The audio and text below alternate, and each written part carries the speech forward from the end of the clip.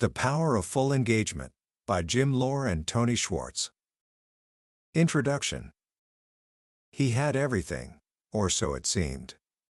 A man named Roger, 42 years old, with a six-figure salary at a big software company. He was a vice president, his fourth promotion in just 6 years. He had a wife he'd known since college, 2 wonderful kids, and a beautiful home they'd designed themselves in a sunny suburb. On the surface, Roger was the very picture of success. But beneath the surface, a different story was unfolding.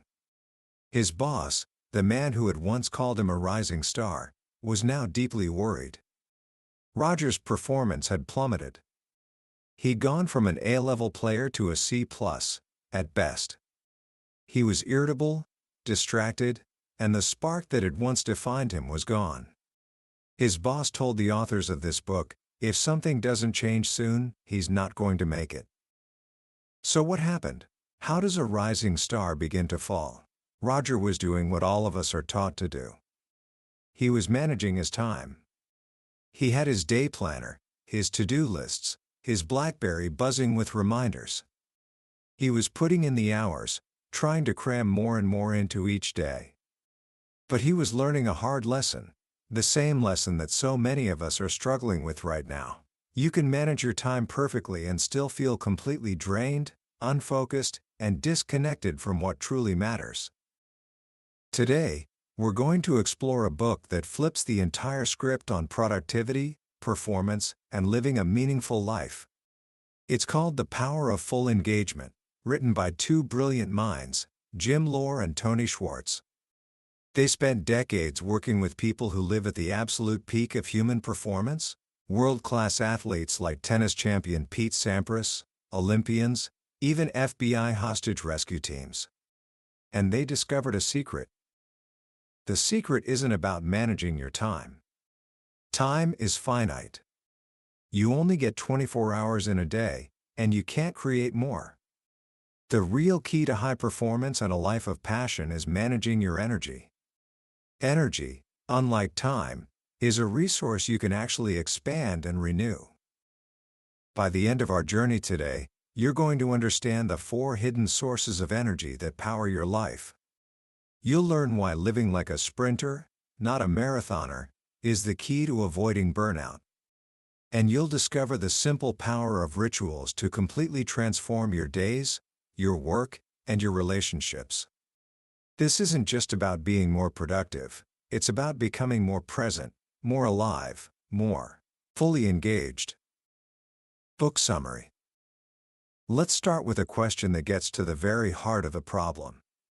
Have you ever had a day where you were incredibly busy, checking things off your list, but by the end of it, you felt like you accomplished nothing of real value? Or maybe you finally sit down with your family after a long day, but your mind is still back at the office, and you're too exhausted to truly connect with them? This is the modern dilemma. We live in what the authors call digital time. Our lives are a relentless series of rapid-fire demands. We're wired up, but we're melting down. We think the solution is to become better time managers, to squeeze more and more into every waking minute. But Loehr and Schwartz argue this is like trying to navigate the ocean by managing the size of your boat, instead of learning to read the winds and the currents. The fundamental currency of high performance isn't time, it's energy. Think about it. You can have 4 hours blocked out for a project, but if you sit down to work feeling exhausted, irritable, and unfocused, how much will you really get done? Now, imagine having just 1 hour, but you approach it feeling energized, positive, and locked in. That 1 hour could be more productive than the previous 4 combined. This single insight changes everything. The goal isn't to build a life that's a perfectly scheduled marathon, where you just keep grinding until you collapse. The goal is to build a life that's a series of powerful sprints, periods of intense, focused engagement, followed by periods of strategic renewal and recovery. So, if energy is the key, where does it come from? The authors reveal that we are all powered by 4 separate but deeply connected sources of energy, like a high-performance engine with 4 cylinders. To be fully engaged, all four need to be firing perfectly. First, there's physical energy. This is the foundation. It's the raw fuel in your tank. It's not just for athletes, it's for everyone. Your physical energy determines the quantity of energy you have available. It's affected by your sleep, your nutrition, your breathing, and your fitness. When your physical energy is low, maybe you skipped breakfast or only got 5 hours of sleep. It affects everything else. You become more irritable, it's harder to concentrate, and your motivation vanishes. Think of Roger, our struggling executive. He was surviving on too little sleep, fueling up with coffee and sugary muffins, and had completely abandoned exercise. His physical energy was in the red, and it was the root cause of his other problems. He was trying to run a high-performance life on low-octane fuel. It just doesn't work. The second source is emotional energy. If physical energy is about quantity, emotional energy is about quality. It's about the feelings you bring to your day. The authors use a powerful visual, an energy quadrant. Imagine a graph. The vertical axis goes from low energy to high energy. The horizontal axis goes from negative unpleasant energy to positive pleasant energy. This creates 4 quadrants. Low negative, this is the burnout zone. You feel exhausted, hopeless, defeated. High negative, this is the survival zone. You're angry, anxious, fearful. This energy can get you through a crisis, but it's toxic and burns you out fast. It's like flooring the gas pedal in your car while the emergency brake is on. Low positive, this is the recovery zone. You're relaxed, mellow, peaceful. It's pleasant, but not a state for high performance. High positive, this is the performance zone. This is where you are fully engaged. You feel invigorated, confident, challenged, and joyful. The goal of emotional management is to spend as much time as possible in that high positive quadrant. Negative emotions, like fear and frustration, are incredibly costly.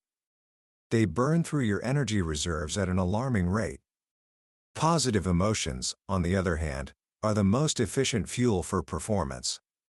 They actually help you renew and expand your energy. The third source is mental energy. This is about the focus of your energy. It's your ability to concentrate, to be creative, and to maintain what the authors call realistic optimism. Realistic optimism isn't about pretending problems don't exist. It's about seeing the world as it truly is, but always working positively toward a solution. In our hyper-connected world, our mental energy is under constant assault. Roger was living from email to email, crisis to crisis. He was constantly multitasking, which we often wear as a badge of honor, but it's really just a recipe for shallow, unfocused work. True mental performance requires the ability to focus intensely on one thing at a time, and then to disengage and let your mind rest. Interestingly, the greatest creative breakthroughs often happen not when we're grinding away at a problem, but when we step away from it. When we take a walk, take a shower, or just let our minds wander, we allow the more intuitive, creative part of our brain, the right hemisphere, to go to work. This is why strategic breaks are not a waste of time. They are an essential part of the creative process. Finally, and most importantly, there is spiritual energy. This has nothing to do with religion, necessarily. Spiritual energy is about the force or purpose behind everything you do. It's your why. It's the connection to your deepest values, to a purpose beyond your own self-interest. Spiritual energy is what provides the motivation to keep going when things get tough. It's the ultimate source of passion, perseverance, and commitment. Roger had lost his connection to this energy. He was so busy reacting to the demands of his life that he had stopped asking himself what truly mattered to him. He valued his family, but his actions didn't reflect that. He valued excellence, but his work had become mediocre. This disconnect between his values and his daily life was draining his spirit and, as a result, all his other energy sources. So, you have these 4 sources of energy. The next big idea is how you manage them. And the key is a concept borrowed from the world of elite athletes: oscillation. Life has a natural pulse, a rhythm. The tides ebb and flow. The seasons change. We sleep and we wake. Our bodies are designed for this rhythm, a constant wave-like movement between spending energy and recovering energy. The authors call this oscillation. The opposite of oscillation is linearity, when you just keep going and going without a break. Linearity leads to burnout, breakdown, and, in the end, a flat line. Think of a sprinter versus a long-distance runner. A marathon runner often looks gaunt, depleted, worn down. A sprinter looks powerful, explosive, bursting with energy.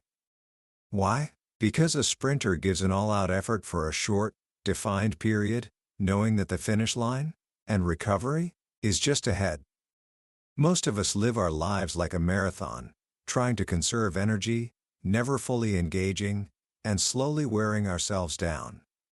The secret is to live like a sprinter, fully engage in a series of focused sprints throughout your day, and in between each one, fully disengage and recover. This applies to everything. You might work intensely for 90 minutes, then take a 15-minute break where you walk outside or listen to music. You might spend an hour fully present with your kids, then take 10 minutes for yourself to breathe and recharge. This rhythm of stress and recovery is the pulse of high performance. Now, here's where it gets really interesting. What if the demands on you are so great that even with perfect recovery, you still don't have enough energy? How do you actually increase your capacity? The answer is a paradox. To build capacity, you must push beyond your normal limits. Stress is not the enemy. Stress is the key to growth. Think about building a muscle. To make a bicep stronger, you have to lift a weight that stresses it beyond what it's used to. This actually creates microscopic tears in the muscle fibers. It feels uncomfortable. For a short time, the muscle's capacity is actually diminished. But then, you let it recover. And when it recovers, it doesn't just heal back to where it was. It grows back stronger, with more capacity to handle the next challenge. This is called supercompensation. The author's brilliant insight is that this principle applies not just to your physical muscles, but to your emotional, mental, and spiritual muscles as well. Want to build your emotional muscle of patience? You have to intentionally put yourself in situations that test your patience, push through the discomfort, and then recover. Want to build your mental muscle of focus? You have to train your concentration like a muscle, pushing it for longer periods, and then giving it a break. Want to build your spiritual muscle of courage? You have to face your fears, act in alignment with your values even when it's hard, and then reflect and renew. We grow in all areas of life by systematically exposing ourselves to stress, followed by adequate recovery. We tend to avoid discomfort, but discomfort is the price of admission for growth. So, we have the principles: manage your 4 energy sources, live like a sprinter through oscillation, and use stress to build capacity. But how do you actually make this happen in your daily life? Most of us have tried to change our habits and failed. We make New Year's resolutions, rely on willpower and discipline, but after a few weeks, we're right back where we started. Why? Because willpower and discipline are limited resources. The authors describe research showing that every time you exert self-control, whether it's resisting a cookie, forcing yourself to study, or staying calm in traffic, you're drawing from the same finite tank of willpower. By the end of the day, that tank is often empty, which is why we're most likely to break our diets or snap at someone in the evening. The solution is not more willpower. The solution is to create positive energy rituals. A ritual is a behavior that you consciously design and then practice until it becomes automatic. Unlike willpower, which requires you to push yourself to do something, a ritual pulls you. Think about brushing your teeth. You don't need discipline to do it.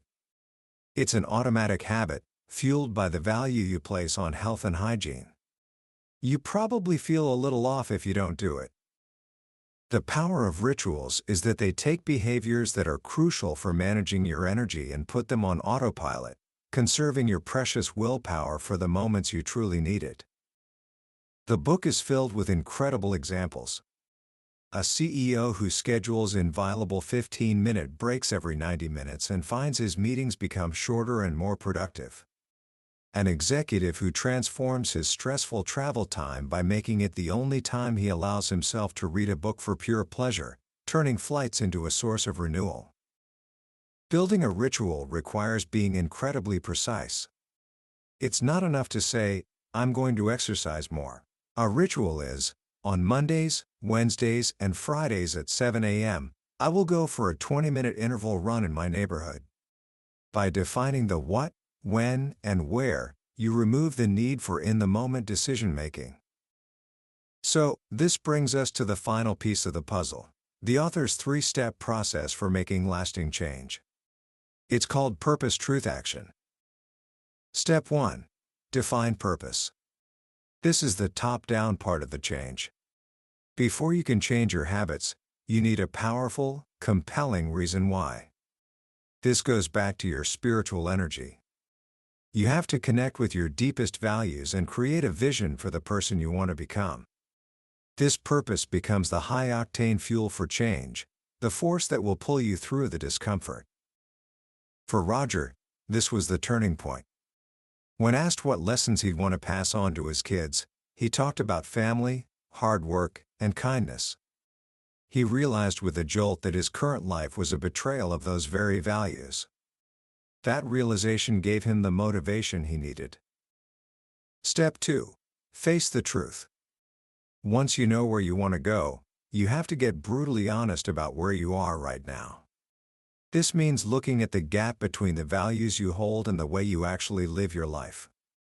It involves gathering data, tracking your sleep, your diet, your moods, and getting feedback from others to see how you're really managing your energy. It's about clearing away the self-deception and excuses and confronting the real consequences of your current behaviors. Step 3. Take action. This is where you build the positive rituals to close the gap between your purpose and your reality. You don't try to change everything at once. You start small, with 1 or 2 key rituals that will have the biggest impact.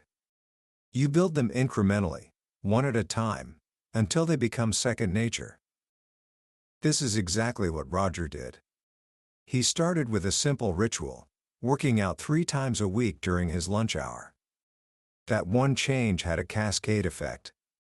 He had more physical energy, which made him feel more positive emotionally. He started eating healthier lunches. Because he was leaving the office, he had to be more focused and efficient with his time. Then he added another ritual, leaving work by 6:30 p.m., no matter what, and creating a transition routine in his car to shift his focus from work to family. He began to experience his family not as another demand, but as a powerful source of emotional renewal. Over several months, he built a web of interconnected positive rituals that reignited his energy in all 4 dimensions. His performance at work soared. His sales force saw a 40% increase in revenue. But more importantly, he reconnected with his wife, his children, and himself. He went from being disengaged and on the verge of being fired to being fully engaged, passionate, and living a life aligned with what mattered most to him. His story is a powerful testament that it's never too late to change, and that by managing your energy, not your time, you can truly unlock your full potential. Commentary. As we wrap up our look at the power of full engagement, I want to take a moment to reflect on why this book feels more important today than ever before. When Loehr and Schwartz wrote this, the world of BlackBerrys and constant email was just beginning to take hold. Now, we live in a world where the line between work and life has been almost completely erased. Our phones are never out of reach, and the demands on our energy feel infinite. The central message of this book, that energy, not time, is our most precious resource, is a profound and liberating truth. It gives us permission to stop the madness of trying to do more in less time and instead focus on doing our best work and living our best lives with the energy we have, and showing us how to get more of it. The idea that we should live like sprinters, with intense focus followed by real recovery, is a radical act of self-preservation in a culture that celebrates burnout as a badge of honor.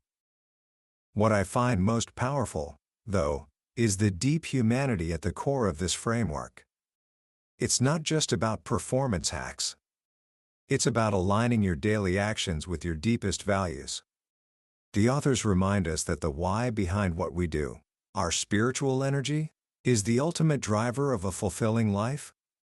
Without a strong sense of purpose, all the energy management techniques in the world are just rearranging deck chairs on the Titanic.